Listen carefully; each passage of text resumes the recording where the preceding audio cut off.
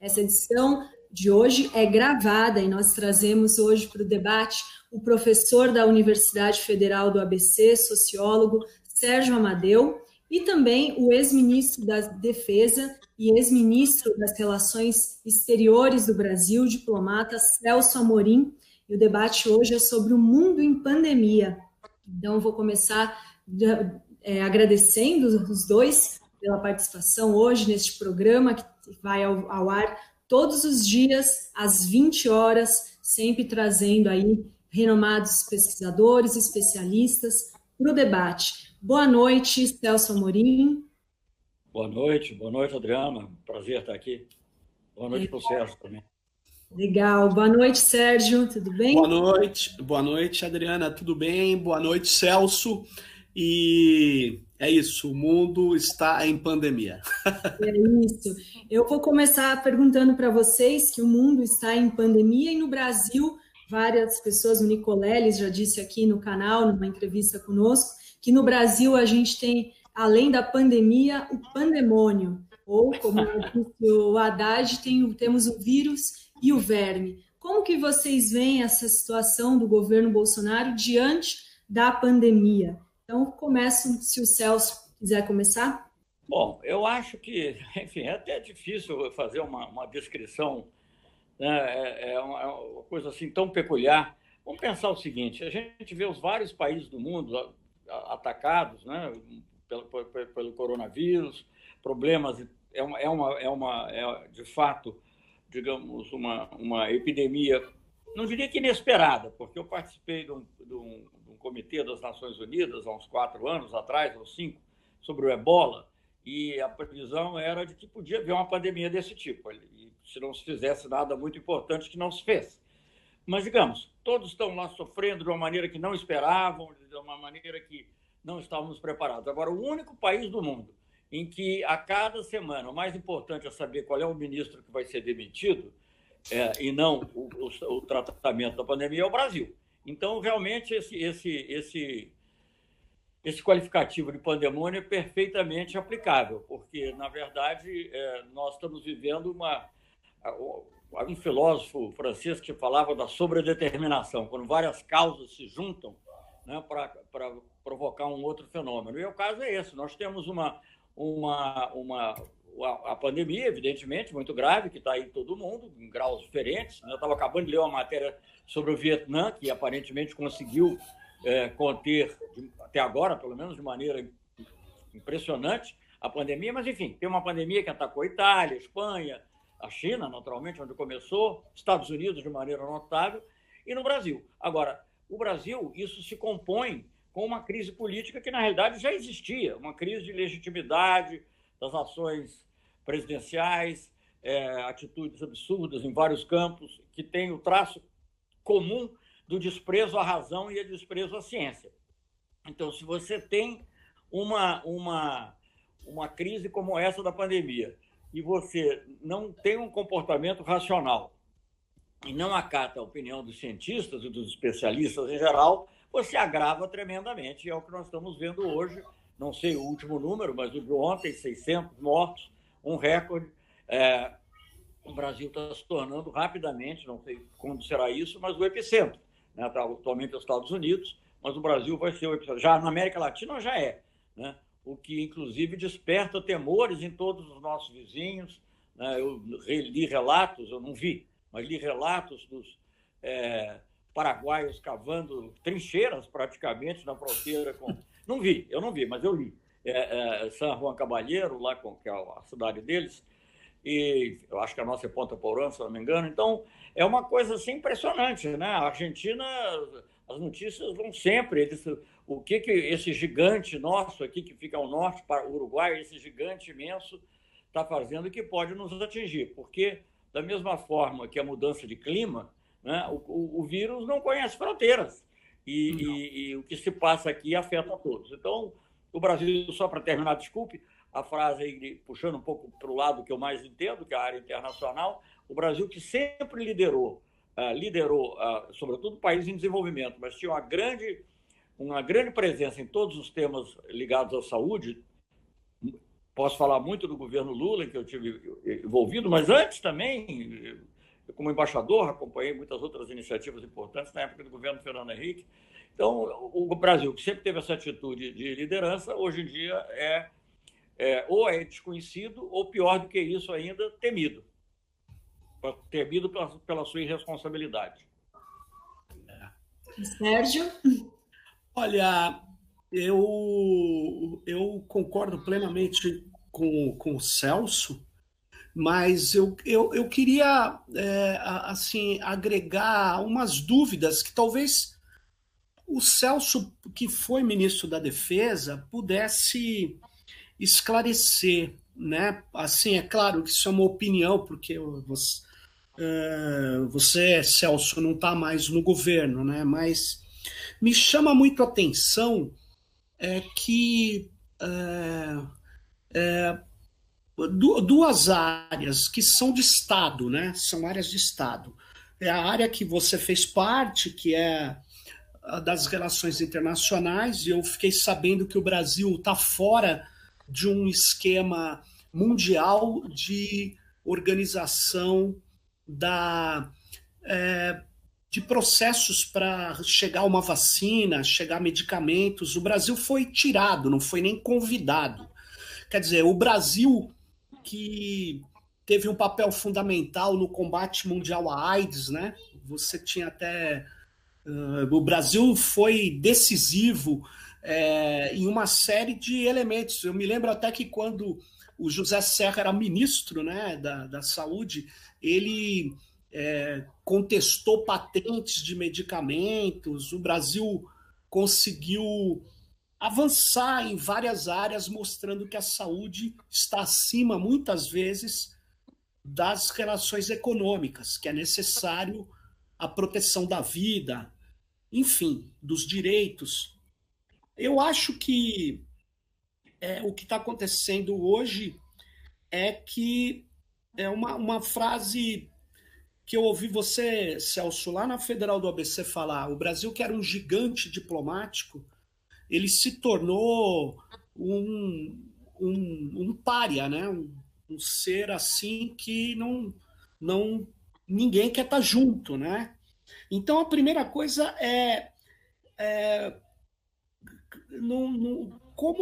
qual a consequência disso num futuro próximo, dessa situação que o Bolsonaro e a sua diplomacia nos enfiou, nessa área onde a gente está sendo, na verdade, nem convidado mais para coisas relevantes, onde o Brasil é um país relevante. Né? E segunda coisa é sobre os militares, que eu penso, Celso, que como é que pode generais... Nem ouvindo. Vocês estão me ouvindo? Estou ouvindo sim. Agora voltei a ouvir, mas eu não ouvi uma frase. Tá. A minha pergunta é assim: as Forças Armadas brasileiras, o Exército em especial, os generais, como é que eles podem conviver com tamanha irracionalidade, sendo que, independente de ideologias, há uma tradição até mesmo positivista nessas Forças Armadas, né? Como é que pode conviver com um presidente tão inepto, né? E eles, me parece que estão se sentindo bem nisso. Eu chego até, vou fazer uma afirmação que na minha opinião, boa parte dessas ações desastrosas que o Bolsonaro está promovendo, eu acho que vem de um grupo de generais que comandam esse governo. Eu queria ouvir você sobre isso. Olha, é uma análise muito complexa. Deixa eu falar só duas coisinhas rápidas, só para mencionar em relação ao papel ativo que o Brasil desempenhou nessa área. Você mencionou o José Serra, e é verdade, a política que ele desenvolveu aqui foi muito importante para ter medicamentos genéricos, para atender. Agora, eu devo dizer que fui quem negociou Não era ministro, eu era embaixador em Genebra, e quer dizer, negociei com o apoio dele. Se não fosse o apoio do Serra, não teria conseguido, obviamente, porque eu não tinha força política, mas foi uma negociação não... Quando se estava lançando uma nova rodada de negociações comerciais, ficou conhecida como a rodada de Doha. Aliás, a única coisa que realmente ficou da rodada de Doha, porque foi no lançamento, foi, digamos assim, quase que um prelúdio ao lançamento, uma discussão sobre a questão de propriedade intelectual, TRIPS, do linguajar, lá, Trade Related Intellectual Property Rights, TRIPS, e saúde. E nós conseguimos, graças ao apoio do Zé Serra, mas sendo um pouquinho modesto, graças também à diplomacia brasileira, que o Goiás ali estava envolvido, o embaixador encarregado da negociação, nós conseguimos fazer uma declaração que até hoje citada. Se você for ver, por exemplo, os Objetivos do Desenvolvimento Sustentável, que ficaram, digamos, se sucederam aos Objetivos do Milênio, você vai ver que o Objetivo 3 é de saúde, e fala várias coisas sobre a importância do reforço dos sistemas de saúde, etc. E, em determinado momento, ele diz o seguinte, que tem que fazer tal e tal coisa, respeitadas as flexibilidades previstas na Declaração de Doha sobre propriedade intelectual e saúde, que foi a negociação que nós negociamos. E isso não se negocia facilmente, porque, para chegar a esse ponto, eu tive que obter o apoio dos africanos, o apoio dos indianos, a tolerância da União Europeia, e nessa negociação final, que foi com os Estados Unidos, eles chegaram à conclusão que eles também não podiam forçar demais a barra, e nós conseguimos algo fantástico, porque graças à Declaração de Doha, nós podemos, sem risco de retaliação, pelo menos retaliação admitida, né? Claro que sempre um país pode fazer uma coisa ilegal, mas conseguimos, sem risco de retaliação, fazer licenças compulsórias quando nós precisarmos de medicamento genérico. E, na realidade, no governo Fernando Henrique, com o Serra, eu participei de alguma negociação, não chegou a ser necessário, porque a simples ameaça da licença compulsória, as farmácias, os grandes laboratórios baixassem o preço. Mas sim, nós aplicamos uma no governo do presidente Lula para a droga chamada Efivarenz, inclusive era para comprar a droga da Índia, o que nós conseguimos, isso foi feito na época em que o ministro da Saúde era o Temporão, e eu era o chanceler. Sim. Então, isso é uma coisa muito importante, mas isso não foi só para o Brasil, isso é um exemplo para o mundo. Sem dúvida. Eu estou contando as histórias para poder entender. Outro dia, houve uma resolução muito importante na ONU e teve 179 copatrocínios. Copatrocínio significa não apenas você votar a favor, significa que você está assumindo, como a palavra diz, a paternidade, ou a maternidade, para ser politicamente correto, daquela ideia, daquela resolução. 179, ela foi proposta pelo México. Alguns países, por motivos diversos, não copatrocinaram. O Brasil foi um deles, mas o Brasil não fez nem por convicção, fez porque o governo norte-americano, o governo do Trump, pediu, porque o Trump escolheu a Organização Mundial de Saúde, junto com a China, para serem os bodes expiatórios da tragédia que eles estão vivendo, e como a resolução falava no reforço da Organização Mundial de Saúde, os Estados Unidos não queriam, não se opuseram à resolução, porque seria demais, mas não copatrocinaram e tentaram até, mas pediram que o Brasil também não copatrocinasse, e aqui na submissão absoluta, que é a característica da atual diplomacia, não se assinou. Então, eu digo que, só para simplificar um pouco as coisas, do ponto de vista da política exterior, a característica central da nossa política externa, é claro que tem também o estilo é lamentável, né? Porque às vezes você pode ser ruim no conteúdo e bom na forma, que é ruim no conteúdo e ruim na forma. Mas no conteúdo é a submissão absoluta ao Washington. E não é só o Washington, é ao Trump e à extrema-direita norte-americana. Então, e obviamente nós sabemos que os grandes laboratórios farmacêuticos são também muito ligados, e muitos deles até ajudam a financiar movimentos políticos, e tem uma força muito grande. Eu já me defrontei com eles em várias situações. Bom, isso na parte de política externa, e contrastando, digamos, essa posição de liderança, até depois desse episódio que eu te contei, que tem uma semana, talvez um pouquinho mais.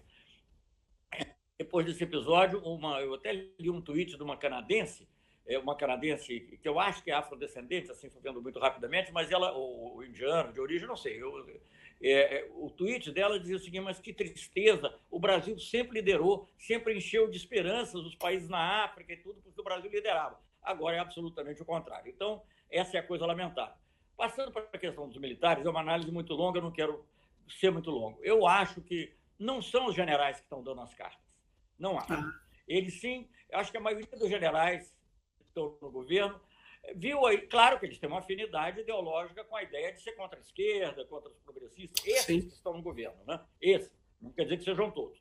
Então, eles viram uma oportunidade de exercer cargos, alguns até já saíram, como o general Santos Cruz, que talvez seja, ele, na verdade, é o único general brasileiro que esteve numa guerra mesmo, porque o Haiti não era. O Haiti era uma espécie de morro do alemão aumentado, né? O Santos Cruz não teve no Congo, lá a ação da ONU é uma ação de guerra, ele comanda operações militares contra forças semi-regulares que atuam no leste do Congo. Sim. O Santos Cruz saiu do governo porque achou que não dava aquele esquema de dinheiro para as redes sociais lá dominadas pela família Bolsonaro, não dava, e ele saiu. Bem, e outros também saíram por motivos diversos. Agora, vários ficaram. Então, o que eu acho que eles estavam... A questão deles é essa, eles acham que eles são bons gestores, que chegou a ver, eles teriam uma chance, eu acho que é mais do que ideológico, é isso. Não estou negando que haja um substrato ideológico também. Sim. Enfim, que teve presente em vários momentos, mas enfim, mas eu acho que é isso. Agora, por outro lado, os generais que ainda estão na ativa, especialmente os comandantes das forças, e aí eu falo pela minha impressão, não tem nenhuma informação de privilegiada, porque imagina se o general da ativa quer falar comigo agora, que foi do Lula e da Dilma, eles não querem perder lá as suas funções. E eu acho que eles fazem muito bem. Mas por tudo que se lê, e tirando como eu conheço um pouco, dá para você fazer umas deduções, eu acho que eles estão profundamente incomodados. Sobretudo, eu vou dizer, não só ficar muito incomodados com a questão da pandemia.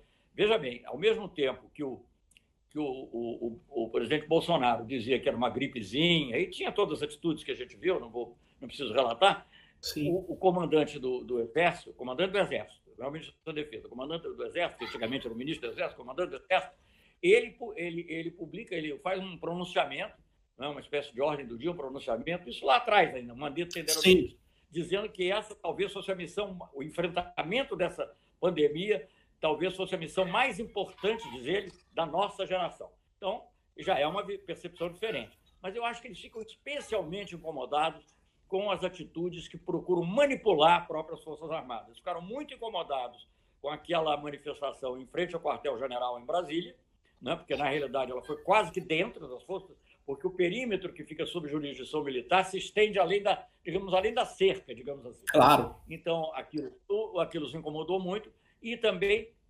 tanto quanto eu sei, incomodou muito a atitude, tanto quanto transpirou, né, que não é que eu sei, transpirou, incomodou muito a atitude do presidente no domingo, dizendo: não me interessa o Supremo, não me interessa, eu estou no limite e eu tenho o apoio do povo, tenho o apoio do povo e das Forças Armadas. No dia seguinte, o ministro da Defesa, que é o superior hierárquico ao comandante do Exército, mas o comandante do Exército reflete mais o que sente a tropa, vamos dizer assim, os comandos. Então, ele, no dia seguinte, fez uma nota dizendo que o Exército não, que é só a Constituição e que também defendendo a liberdade de expressão, etc. Então, eu acho que há um incômodo, sim, há um incômodo grande. Não foi até hoje suficiente para que houvesse uma retirada de alguns deles, pelo menos. Eu acho que, sobretudo, a presença ali do general Braga Neto, né, é que é mais perturbadora, porque ele foi... Não é porque ele seja o pior, até, ou que tenha visões mais radicais, não creio que seja isso, mas ele era o chefe do Estado-Maior do Exército, que é a segunda posição dentro da força. E saiu de lá para a Casa Civil. Então, digamos, ali parece que é uma ligação orgânica. Enquanto que nos outros casos os generais já estavam na reserva, há uma exceção também, que é o general Ramos. Mas, enfim, a maioria já estava na reserva. Ele não, ele digamos, saiu de um cargo de grande importância, passou para a reserva, porque aparentemente foi induzido a fazer, mas passou um cargo de grande importância. Você sai de uma função de coordenação dentro das Forças Armadas, dentro do Exército, e passa por uma função de coordenação no governo. Bem, agora, só para terminar um pouquinho, por que fizeram isso? Porque tinham a expectativa de que poderiam moderar, ou até, como se usa a palavra, tutelar o presidente? Se tinham, isso se revelou uma ilusão. Então, agora, o que eu acho é que os militares estão numa certa armadilha, porque eu acho que eles não, contrariamente do que algumas pessoas acham, eu acho que eles não participarão de um golpe no sentido formal, quer dizer, uma ruptura formal, fechamento do Supremo, desrespeito, claro, a uma norma. Sim. Não. Mas, ao mesmo tempo, na medida que eles estão lá e que dão uma certa legitimidade, ou pelo não, legitimidade não é o caso, porque não é bem significado, dão uma impressão de força ao governo Bolsonaro, eu acho que eles vão, sim, ter um desgaste grave, e eu acho isso muito sério, porque eu acho que as Forças Armadas são muito importantes para a defesa do país. Muito importantes. Né? A gente não sabe, o Brasil tem que defender o pré-sal, por isso até tem o submarino de propulsão nuclear, tem um programa, né? Enfim, tem que defender as Amazônias, então é muito preocupante, mas eu acho que é isso, tem que fazer uma pequena distinção entre os militares que estão ocupando cargos no governo, alguns são generais, quase todos da reserva, não todos, e os militares que têm o comando da tropa. Acho que há uma certa diferença. Mas esses últimos eu acho que estão incomodados. Mas eu não sei se a Adriana quer falar alguma coisa, mas eu queria continuar. Eu acompanho, viu, Celso, bastante o que os generais que têm Twitter, eles escrevem. E me chamou muito a atenção porque um general teria Twitter. Porque, em geral, os generais tomam muito cuidado, porque nos Estados Unidos é muito comum generais terem Twitter. Eu acho até que eles copiaram de lá. Mas tem generais que, aliás, Celso, escrevem até em inglês o seu perfil, o que é curioso, porque eu fico pensando para quem ele quer falar, né? Ele quer falar para cá ou quer falar para os norte-americanos? Mas, enfim, é uma minoria isso. Agora, o que me chama a atenção é que os generais americanos, eles se pronunciam tecnicamente, eles falam do Martin Luther King, hora ou outra, datas comemorativas, no máximo.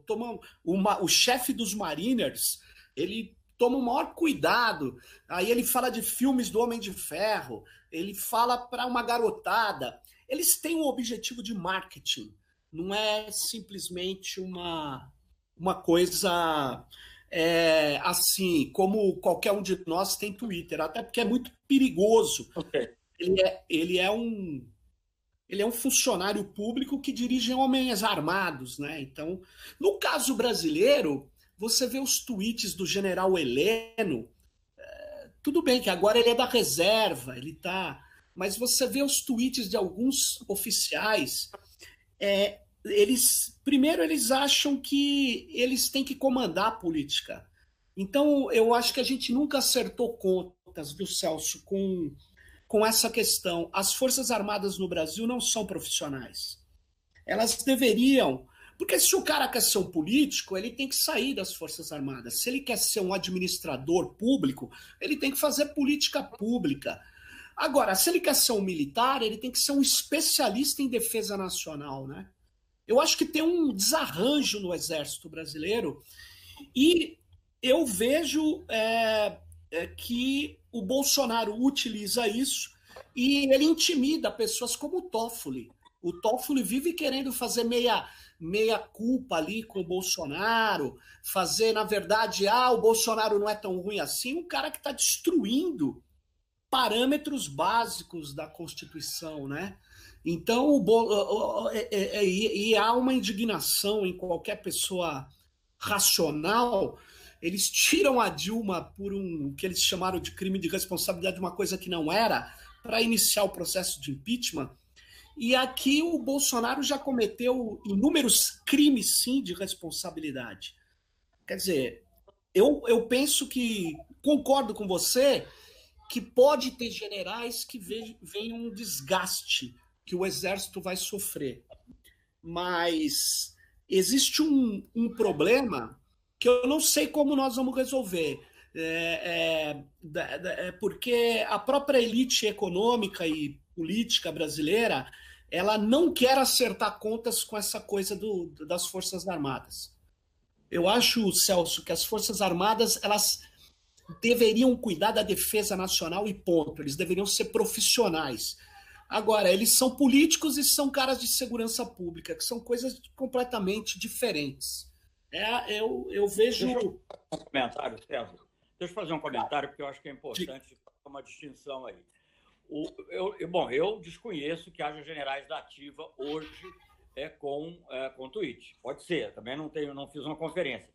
Eu notei uma grande diferença, por exemplo, o general Vilas Boas, que era o comandante do Exército, na época que houve aquela famosa sessão do Supremo, mandou aquele famoso tweet que bateu antes na Globo e foi, evidentemente, uma intimidação. Celso, aquilo foi combinado com a Globo. Aquilo ninguém... Estava na hora do Jornal Nacional quando ele publicou. Foi combinado. Pois é, lógico que foi combinado. Então, eu digo o seguinte, mas uma das primeiras coisas que o atual comandante do Exército, pelo que eu sei, pelo que, aliás, foi noticiado, foi acabar com o tweet. Ele não tem tweet. Veja bem que houve um julgamento, ele não tem tweet. Eu tenho quase certeza que houve uma determinação que não poderia haver uso de tweet, nem de redes sociais para assuntos políticos dentro dos oficiais da ativa. Sobre os da reserva, ele tem uma autoridade apenas moral, ele não tem uma autoridade funcional. E, infelizmente, ficou da Constituição de 88, foi daquelas negociações complicadas, se admite que os generais deem opiniões políticas se eles estão na reserva. Claro que haveria situações que você poderia até admitir, mas quando são coisas muito próximas ali do que está acontecendo na área militar, é perigoso. Mas, enfim, há uma diferença de comportamento. E é por isso que eu acho que existe esse incômodo que hoje está sendo percebido.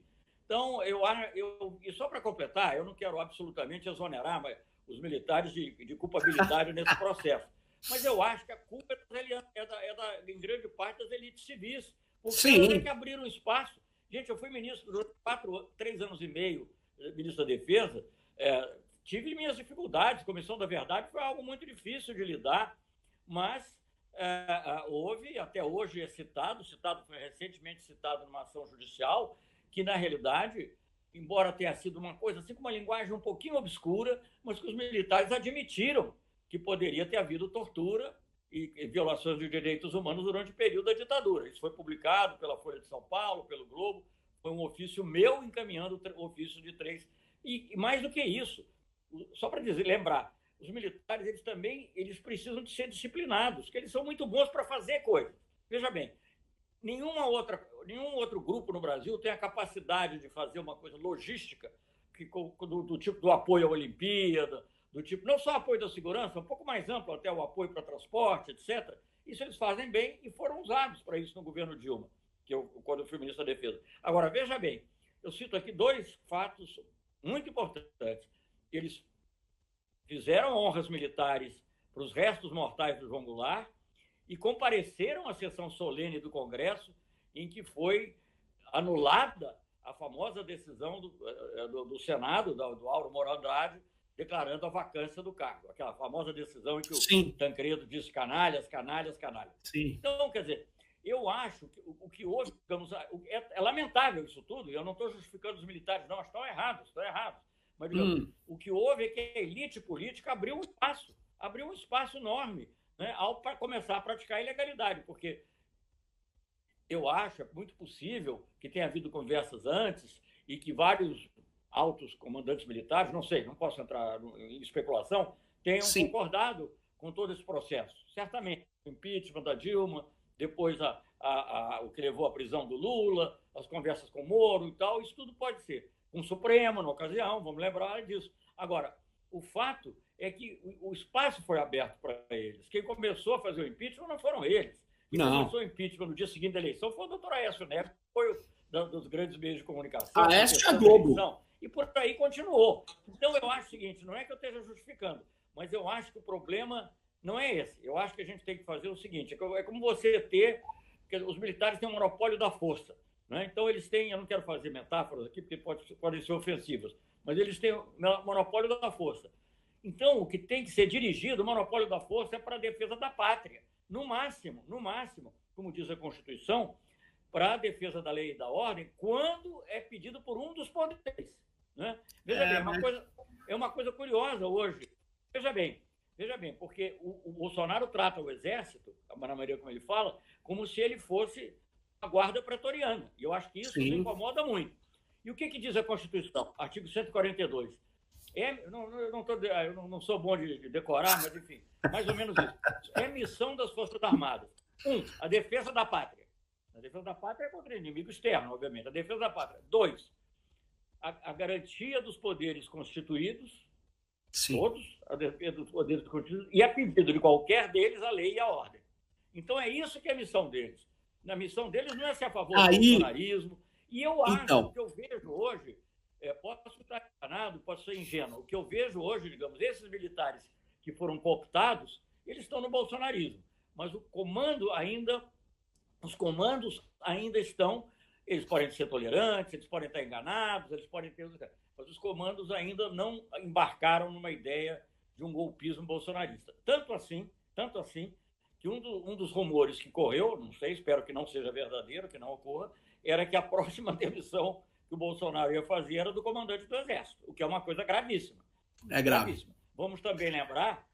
Mas... Enfim, então é isso, só parando... Não, Celso, mas só continuando, eu tô gostando, porque você está dando um cenário consistente. A Adriana tá...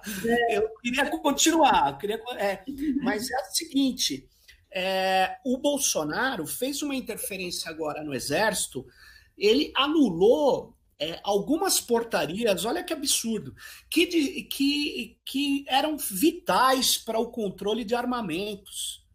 Então, você deve ter acompanhado isso. Ele interfere, e ele interferiu com o apoio do general Heleno. Ele interferiu, porque, agora, veja, os militares engoliram, inclusive o chefe militar que assinou a portaria... do Exército. No Exército. Ele pediu exoneração, né? Ele pediu demissão. Ele pediu demissão. Não, ele saiu e quer dizer, era um general também, né? O cara se sentiu incomodado. Mas é que eu vejo duas coisas que eu queria falar rapidamente, Celso. Primeiro, essa defesa da lei e da ordem a pedido de uns poderes, isso na história do Brasil nós temos que retirar. Porque eles, o tempo todo, eles se colocam como era esse vice Mourão, que é um cara ligado ao Silvio Frota, e que eu queria lembrar que o Vilas Boas o demitiu. E ele aparece como 10ª opção do Bolsonaro, e ele não é de confiança do Exército, ele é meio avançado. Agora, ele é vice, ninguém pode demiti-lo. O Mourão, ele era um cara muito truculento na fala dele. Ele era um cara...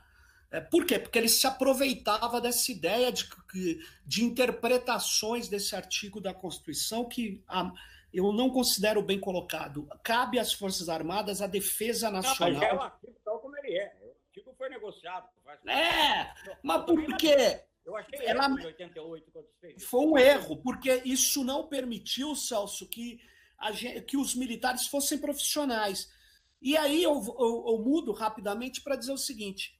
Não me parece que incomoda aos generais essa submissão tecnológica que o Brasil tem, cada vez mais aprofundada pelo governo Bolsonaro. Eles não se incomodam.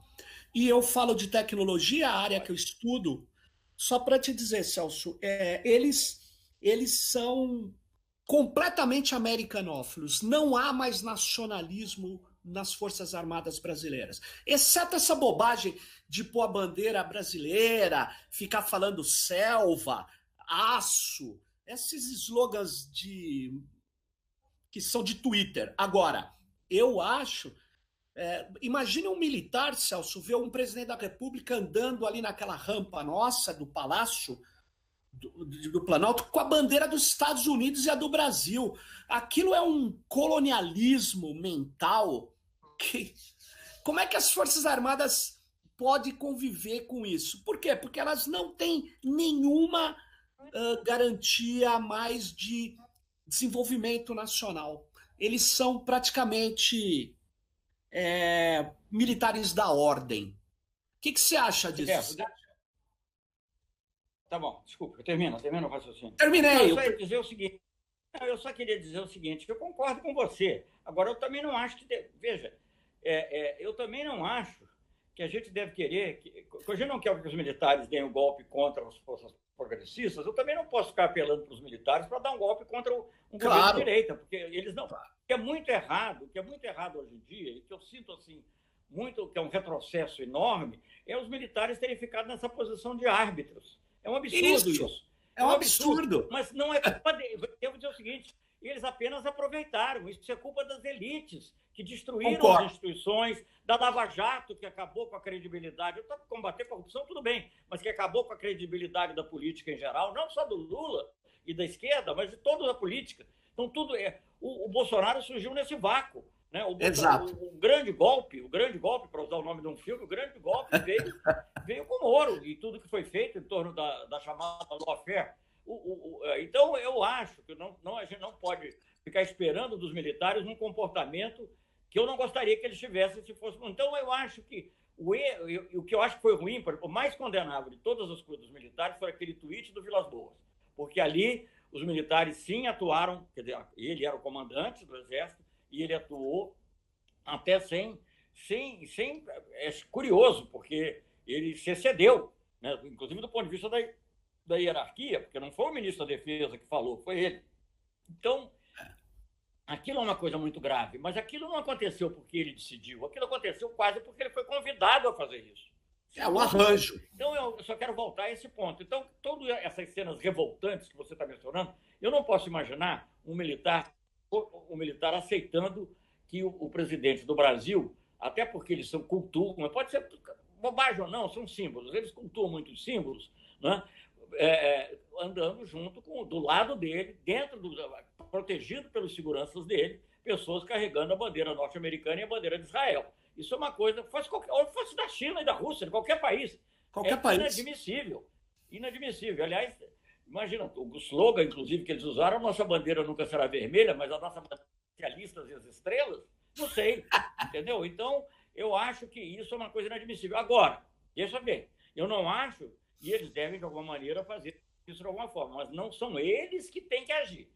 Não são eles. Se isso é considerado uma ruptura de algum aspecto legal, eu acho até que deve ser, depende de como você interpreta. Uma coisa é quando ele foi lá como candidato e tal. Outra coisa é, digamos, ele como presidente da República marchar junto de duas bandeiras. Se tivesse 10 bandeiras de todo mundo, não, mas 2 bandeiras muito simbólicas.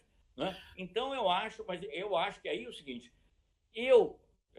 Sérgio, eu gostaria muito que tivesse muitos militares nacionalistas. Eu acho que eu acho que a maioria dos militares, o problema é o seguinte, a maioria deles tem uma visão muito territorial apenas do nacionalismo. Você veja que quando o Bolsonaro, logo no início, ofereceu uma base para os Estados Unidos, ele teve que recuar, porque as Forças Armadas foram contra. Então, essa visão territorialista eles têm.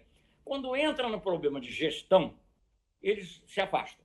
Bom, isso aí não é conosco. Então, digamos assim, a ideologia da gestão é o Guedes, Bolsonaro foi eleito. Mas... Então, deixa eu dizer, para terminar o raciocínio, como eu fui ministro da Defesa, eu pensava muito nisso. Bom, claro que eu gostaria de ter militares nacionalistas, claro que eu gostaria de ter militares que pensassem como eu, mas para mim o mais importante não é isso.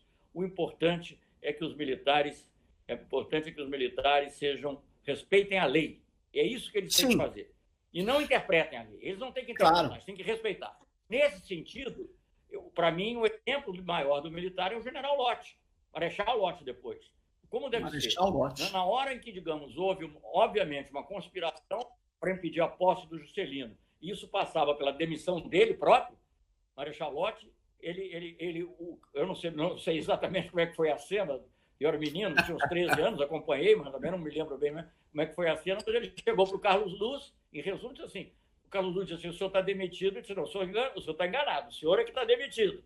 Então, e com isso foi o chamado contragolpe de 11 de novembro. Então, mas... a legalidade é que é a coisa mais importante. A legalidade é que é a mais importante.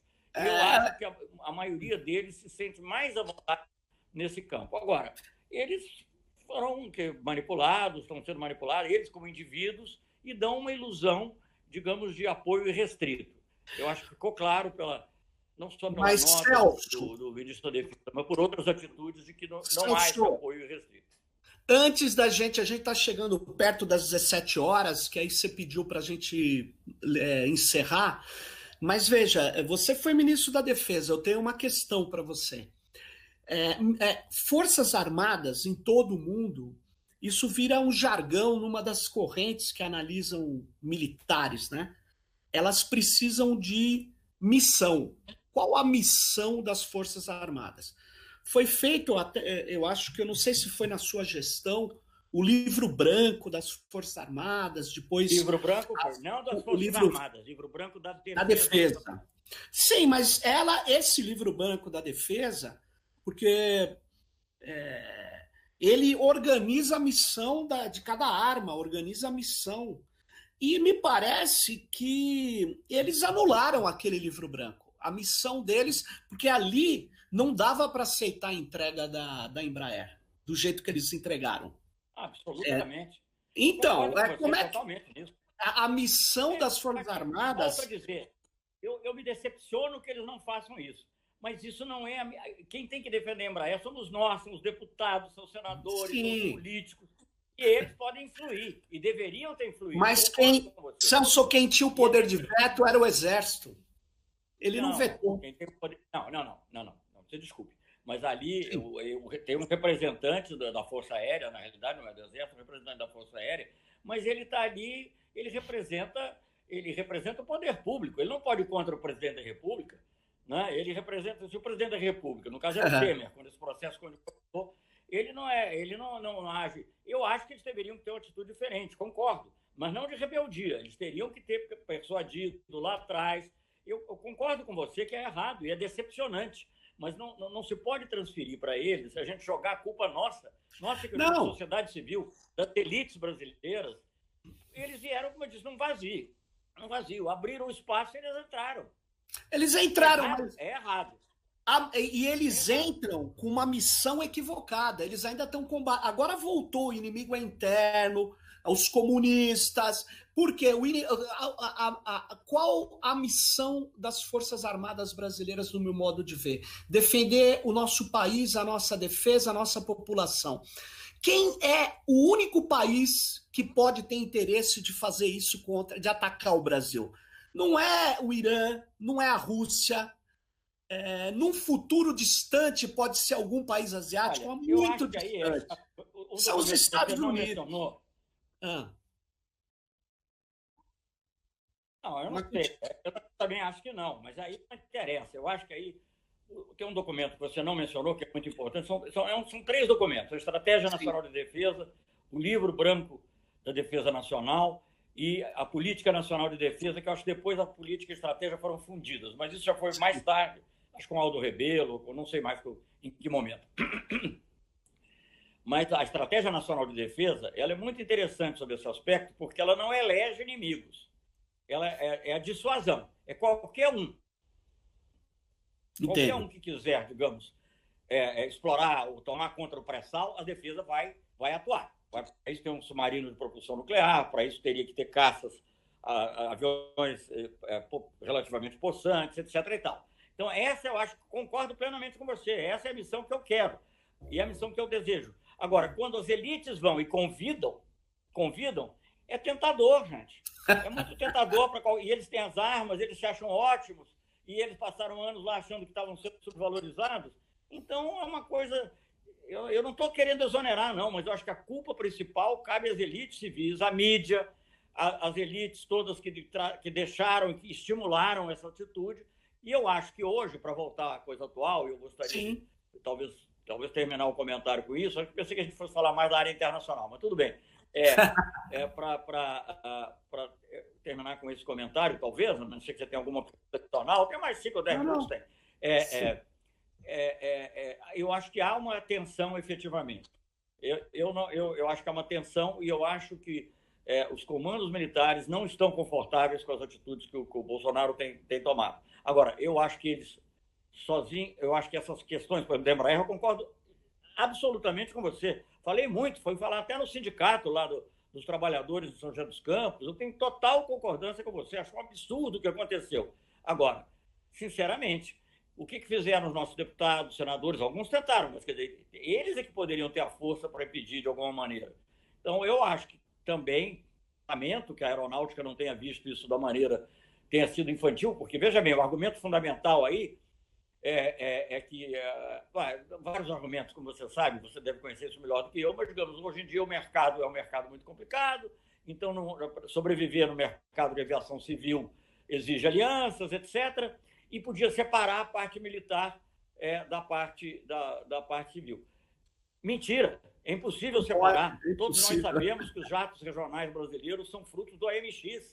Né? Então, e tanto é mentira que tanto a Boeing quanto a Airbus, até a Bombardier, que foi absorvida agora pela Airbus, fazem a parte militar e a parte civil. Porque é a maneira que o governo tem de apoiar, sem ser unido na Organização Mundial do Comércio, ele apoiar a pesquisa, ele apoia a parte militar, que está livre de qualquer vigilância, e isso acaba servindo à parte civil também. Então, há uma perda enorme. Eu concordo plenamente, eu acho que nós temos uma oportunidade. O senador Jacques Wagner apresentou o projeto de reestatização da Embraer, não conheço os detalhes, nunca li, mas sou totalmente a favor dessa ideia. Agora, é preciso que os senadores, que a sociedade civil desperte para isso também. Os militares, eu acho, a meu ver, erradamente concordaram, sobretudo a Força Aérea, porque os outros não opinaram muito, né? Sobretudo a Força Aérea, que era quem controlava ali, que tem uma ligação umbilical com a Embraer, né? E eles permitiram. Não foram eles que fizeram. Isso já era uma ideia da Embraer. Eu convivi muito com a Embraer, tinha que o tempo todo dizer, olha, eu não estou de acordo. Quando eles falavam lá atrás, a Embraer já tinha uma... Olha, veja bem, quando tomou a decisão sobre os caças, não é? Sim. A decisão foi baseada, que foi o caça sueco, não estou discutindo aqui qual é o melhor, qual não é, mas, enfim, foi uma decisão técnica baseada na opinião da Força Aérea Brasileira. A Embraer se inclinava mais por comprar o da Boeing, para já começar a associação que redundaria no que acabou redundando. Né? Porque a direção da Embraer pensa nela como empresa, ela não está interessada no interesse nacional. Eles foram corretos, eles disseram, não, nós faremos o que o governo disser. Agora, seria tão bom fazer isso, tal. Então, gente, aí entram outras coisas, o ser humano é frágil, o que acontece? Obviamente devem ter prometido emprego para A, para B ou para C. Então, não sei, infelizmente isso é o que acontece. Mas agora, o que interessa é o seguinte, caiu no nosso colo, quer dizer, no colo dos políticos, eu não, porque eu estou fora, mas caiu no colo dos políticos poder resgatar esse erro, retomar. Se vai ou não precisar fazer uma associação com alguém, porque talvez seja necessário realmente nesse mercado complicado, mas vamos fazer isso numa posição de força, não entregando tudo como foi feito nessa associação. Veja bem, eu fui diplomata brasileiro, embaixador brasileiro na Genebra, tinha que defender a Embraer, e defendi, como aliás meu antecessor também, o Celso Laffer, no outro governo. Eu defendi, imagino eu, se em vez de defender a Embraer, se tiver um problema com a Airbus, ou tiver um problema, fosse defender a Boeing do Brasil. Eu não ia dizer que ia dar uma banana, porque isso não é um gesto que eu pratico, mas a vontade ia ser ela. É isso aí. A gente está caminhando aqui, chegando ao final desse debate, e queria passar então para as considerações finais do Sérgio, do Celso, e deixando uma pergunta aí que, voltando agora para a crise política do Brasil, o Bolsonaro já tem 31 pedidos de impeachment no Congresso, tem agora investigação envolvendo o Moro. O que vocês acham que já é hora do fora Bolsonaro, e o Bolsonaro tá... O que falta para o Bolsonaro sair do governo? Nas minhas considerações finais, eu preferia chamar... Eu tenho minha opinião sobre isso. Eu acho que isso aí, como já tem sido dito por outros, inclusive pelo próprio presidente Lula, isso é uma coisa para a sociedade civil tomar a dianteira. A OAB, a ABI, não é? A CNBB, sei lá, porque elas têm, digamos assim, essa legitimidade. Eu acho que na medida em que... Eu sou filiado ao PT. Na medida em que o PT sai na frente disso, já contamina. Já está vendo? É o PT, é a esquerda. Então, eu acho que...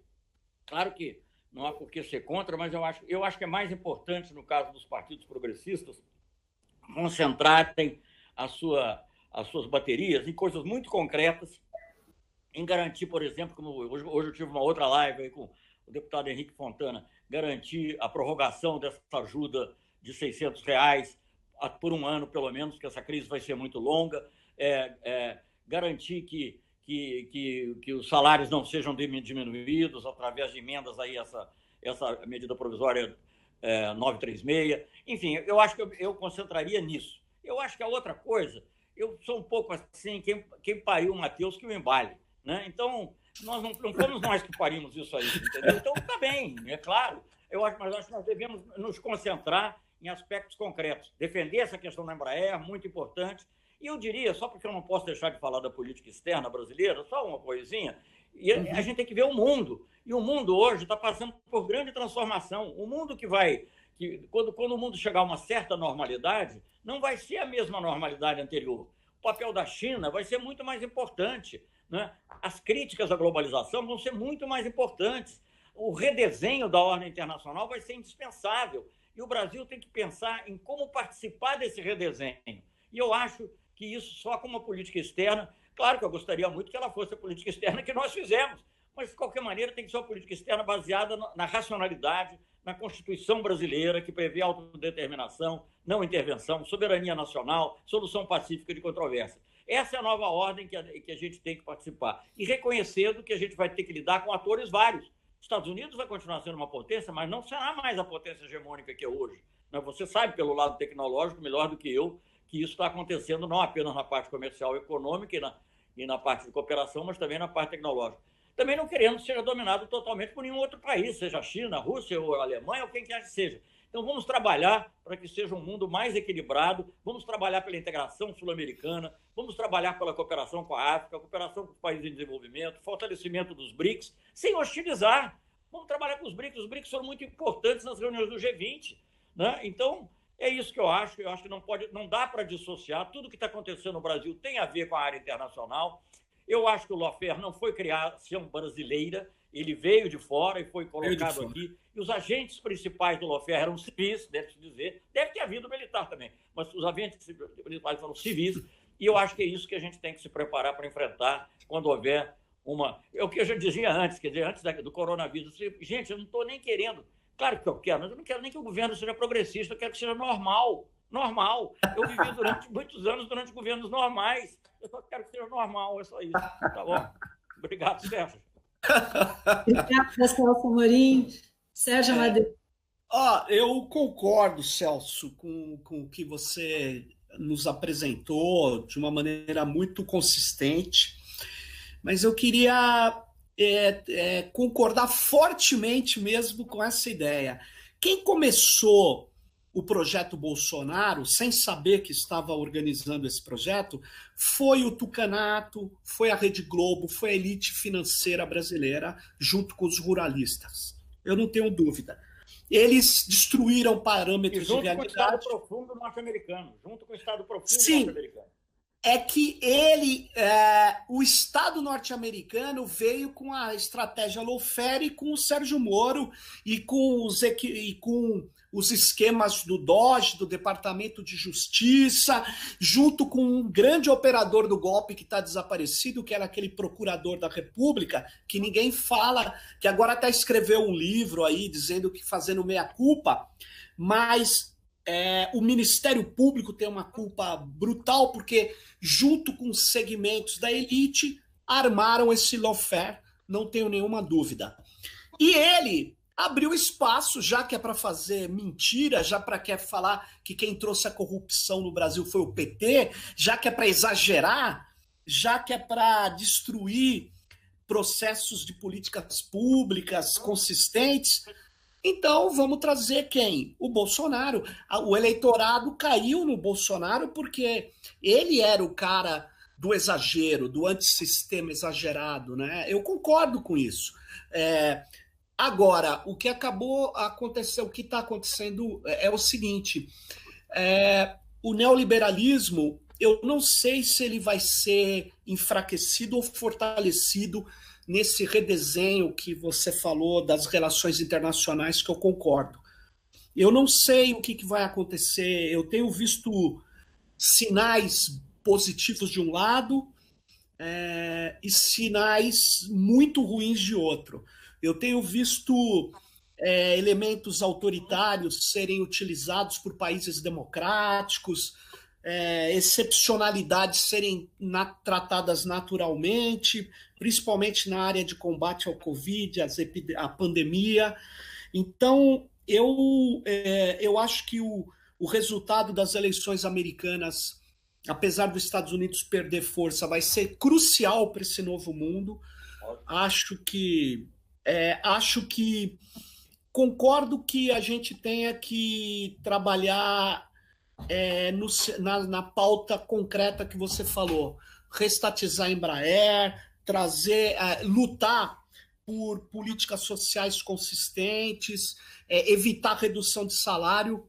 Agora, eu acho que é preciso avançar e pedir sim o fora Bolsonaro. Eu não jogaria todas as minhas fichas politicamente nisso, porque eu acho que o general Braga conseguiu costurar o centrão. Conseguiu costurar, e ali eles vão gastar muito dinheiro, vão conseguir... vamos ver. Agora, se a sociedade civil avançar, o que vai acontecer é que nós vamos ter uma situação aí, né? Porque o Bolsonaro... eu sou contra essa história de impeachment toda hora. Eu prefiro, então, o parlamentarismo, porque nós somos presidencialistas, a gente tem que respeitar os mandatos. Agora, o Bolsonaro está desrespeitando a lei e a Constituição de uma maneira muito brutal. Por isso que eu não sou contra o fora Bolsonaro, apesar que eu não jogaria todas as minhas fichas nisso. Concordo com você que tem pautas... Até porque, Celso, quem tomou todos os direitos nossos, quem fez a reforma da aposentadoria, quem atacou o direito trabalhista, não foi o Bolsonaro, foi o nosso líder aí da Câmara, junto com a Rede Globo, junto com o Tucanato. É quem está comandando isso aí. Rodrigo Maia. O Rodrigo Maia é o cara que tomou direitos trabalhistas, porque o Bolsonaro não controlava nem o PSL, o partido dele. Quem organizou essa votação foi o Rodrigo Maia. Foi o Tucanato, junto com o DEM, junto com o Rodrigo Maia, que é o... Aí você fala, mas eles têm contradições entre eles. Concordo que tem contradições, mas eu acho que o neoliberalismo ele mata mais que o Covid-19. Então, o nosso adversário continua sendo essas ações neoliberais.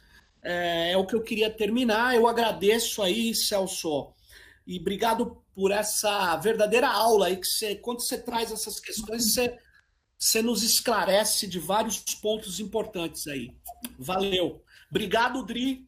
Obrigada, Sérgio. Obrigada, Celso. Obrigado a você. Uma aula. Obrigada e obrigada a todos que estão assistindo, que nos assistiram nessa noite no Fórum Debate, ao vivo no YouTube, Facebook, Twitter, e acompanhe aqui o canal da Revista Fórum. Se você vem para o YouTube, se inscreva, e todos os dias tem Fórum Debate às 20 horas. Boa noite a todos. Tchau. Até mais, Celso. Até mais, Dri.